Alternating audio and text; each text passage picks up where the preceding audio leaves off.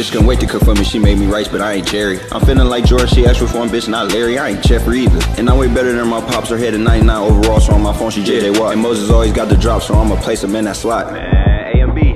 Shit, who you done, nigga? Somebody spark him in the locker room. Who you smoking? It's the one, nigga. I'm on the road with Dick. We don't steal sauce, we just run shit. I'm trying to think about who the fuck plays sports. I know a young, don't know no better. He would bark as the court. Judge seen him, she was sick. She said, you know that this your last chance. He out on bond, nigga walked out and did the Ray Lewis shit. I can serve you with racks. I don't play tennis, but it's in my chain. The boy do nothing in the fourth. He cop an eighth after the damn game. I swear he lame as fuck. Broke up bodies and switched to sneaks. Oh, he PJ. The man might not be able to rap on beat to save his life, but I don't care because Terry Rozier is an absolute cold-blooded killer in the clutch. And he's possibly throwing up gang signs. I love it. I don't care. We're the Miami Heat. What's our whole moniker there? The nastiest, meanest, best conditioned, whatever. Good.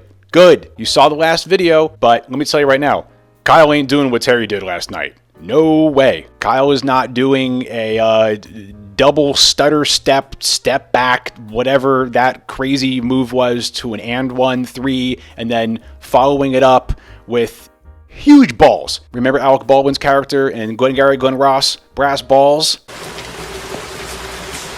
It takes brass balls to sell real estate. Terry had brass balls on that shot, let me tell you. He's over here looking like Hancock after the game. I love him. I love this guy. And I was playing basketball the other day, and you know, your boy's an okay basketball player. I'm not bad. I got a little bit of a bag. And I'm over here playing basketball, and then I see this game, and I see these shots that Terry Rozier hits, and you know, all these NBA guys. Think about how hard these shots are. And Terry's not much bigger than me. I mean, he's only like 6'1". He's like, you know, a couple inches taller than me.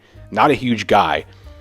And to be doing like a double stutter step back when you're down 4 with a minute and a half to go, and you get fouled and it still goes in, and you hit the foul shot, then you come back, hit another crazy 3, then he hit both foul shots in the end too.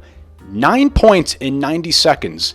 I mean, it's really, really remarkable. Whatever that sidestep, that big, long sidestep thing he does, man, I gotta add that to my little my repertoire. But two things that nobody's talking about in that last minute and a half. Everybody's talking about Terry's shots, and everybody should be talking about Terry's shots. But there's two things that people are not talking about. Thing one is Jimmy Butler's incredible jump shot that he hit. That put us up 2. And thing 2 was after Terry hit the and 1-3, what did we do on defense?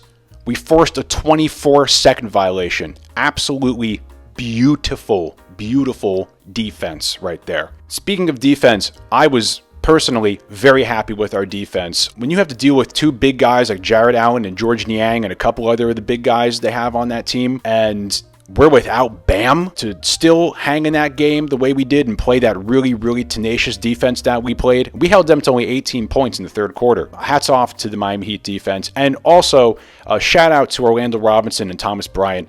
Thomas Bryant, this has definitely been his best stretch since he's been with the Miami Heat. Orlando Robinson, too, he had some really nice moments last night. Really happy for those two guys. And Orlando was a +4. Thomas Bryant was a +6 in the limited minutes that they played. Something that happened in the game last night that was absolutely hilarious that I would never have seen if it wasn't for Brady Hawk posting this. This was in crunch time. 2 minutes left, 98-94.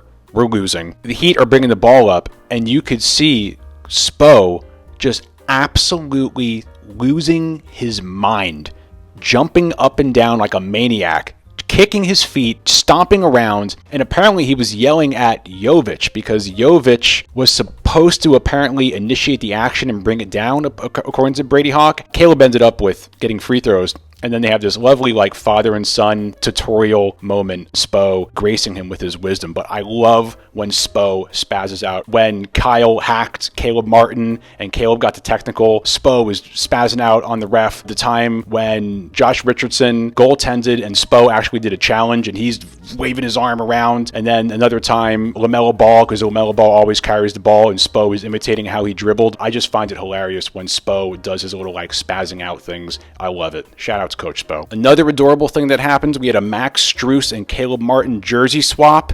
Man, I love those guys. I love our new guys. Love Jaime. Love Terry. Love the new guys.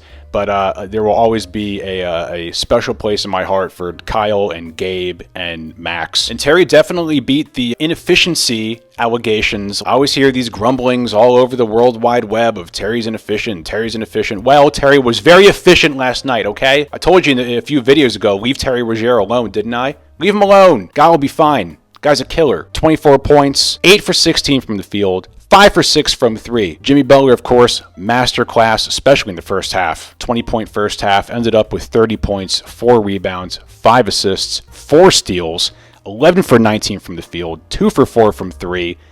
Playoff Jimmy, scary Terry Rozier. That equals some very fun basketball. Couple of plays that I remember just off the top of my head. That one steal he had when he like reached around and batted it away. Man, I love that kind of defense. I love when he's locked in defensively. And then he had this one really difficult turnaround jump shot in the second half. Just looking like his pops. Looking like his pops. Oh, it's beautiful. Jovic was great last night too. 40% from 3, 4 for 10. He laced one so good that he actually messed up the net. He actually got the net caught up on the rim. He also had a step back. I mean, how many 6'10", 20-year-olds in the NBA are hitting step back three-pointers? This kid's ceiling is very, very high. Plus, his defense has gotten a lot better. His passing has gotten a lot better. He's always improving. Poor Caleb Martin. And I brought this up last game that eventually this guy's going to start getting burnt out or hurt with the way he's playing. I love the guy. He plays so incredibly hard. If anybody needs a day off or like a game or two off, it's Caleb Martin. After that Philly game, just diving on the floor, looking like he just got shot out of a cannon. You got Kyle Lowry purposely falling on top of you and all that stuff. Rough game from Caleb, but still played great defense. And as far as the injuries go, you know, Jovic is back, Jimmy's back. Bam, I saw in an interview after the game that his back thing was more just like a maintenance thing, and I would assume he's going to be back for the Pelicans game. Duncan, that is kind of a mystery. Tyler, we already knew he's probably gone till sometime in April.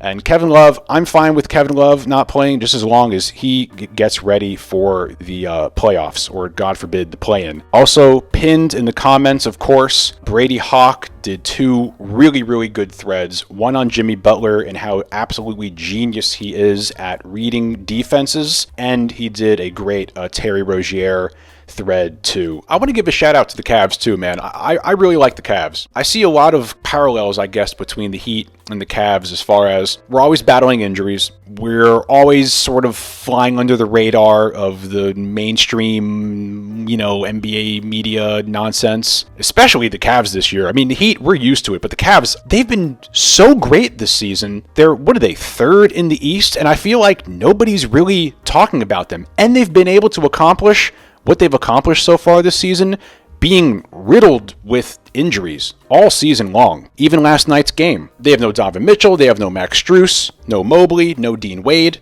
Of course, the Heat, we're missing Bam, Duncan, Kevin Love, Tyler Hero, Josh Richardson. We're used to this. They just play tough, hard-nosed, good Eastern Conference style basketball. The whole game was great. They never gave up. We never gave up. And the game could have gone either way, honestly. Hats off to the Cavs. We have the Pelicans next. That should be fun. Hopefully Bam is back. I'd really like Bam to be in that game to give us some size. And the Pelicans are hot right now. I'm pretty sure they're 8-2 in their last 10. I think they're right behind the Clippers in 5th place.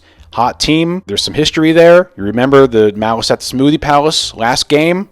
Should be fun. And then right after that, boom, Cavs again. Another good game. So a lot of good games coming up. And all these games are must win, of course. Very important. It's that time of year. It's crunch time.